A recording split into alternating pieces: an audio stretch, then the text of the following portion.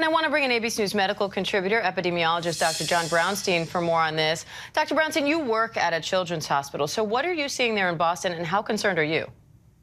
Well, Diane, good morning. I am really concerned. This is some of the most pressure that we have seen at our hospital in 2 years. And this is really something that's just not unique to Boston, but really across the country. Patient volumes are record high, wait times are higher than expected. And we're seeing that fast, steep curve in infections, not just for RSV, but for the common cold and other seasonal viruses altogether, making for a real challenge on our health systems. It's putting pressure on our emergency departments, on our inpatient units, our capacity is challenged. And on top of that, we have staff shortages. You know, we've spoken for the last 2 years about the challenges on our healthcare workforce.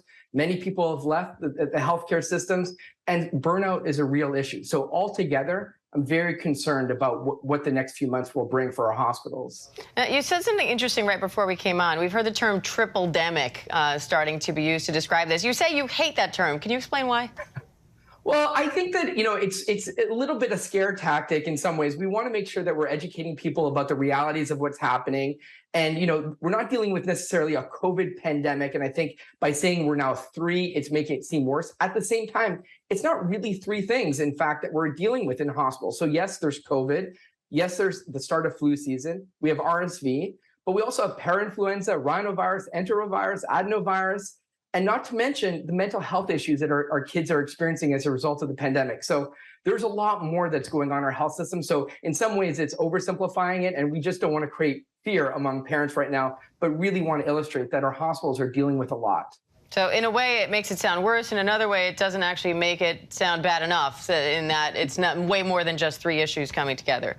Exactly. Where do you see this going in the next few weeks and months? Well, you know, I'm concerned. You know, we saw in Witt's piece that we already have 9 states that are over 80% capacity. What we know is these respiratory illnesses actually start in the southern part of the country and usually peak earlier there, and then it moves northward, especially with the flu, but other viruses as well. So I'm worried here in the Northeast, especially where we haven't hit peak, and I don't think we're necessarily anywhere near peak in these illnesses, and we'll be dealing with this for the next several months. I'm worried, as you heard, about that perfect storm because flu season is just getting off to a start. COVID variants, you know, we're looking at this BQ1.1, XBB, other variants that we talk about. And so all of this together means that these next few months are going to be a bit difficult on our hospitals. So what warning signs should parents look out for? How do you know the difference between a regular sniffle and cough and something that needs immediate attention? Well, it's really challenging to distinguish between these viruses, and you really do need a test.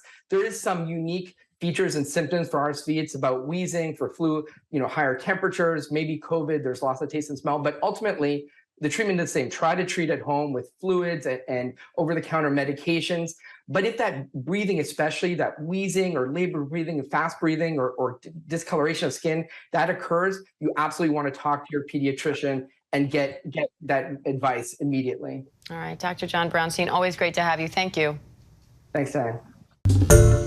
Hi, everyone. George Stephanopoulos here. Thanks for checking out the ABC News YouTube channel. If you'd like to get more videos, show highlights, and watch live event coverage, click on the right over here to subscribe to our channel. And don't forget to download the ABC News app for breaking news alerts. Thanks for watching.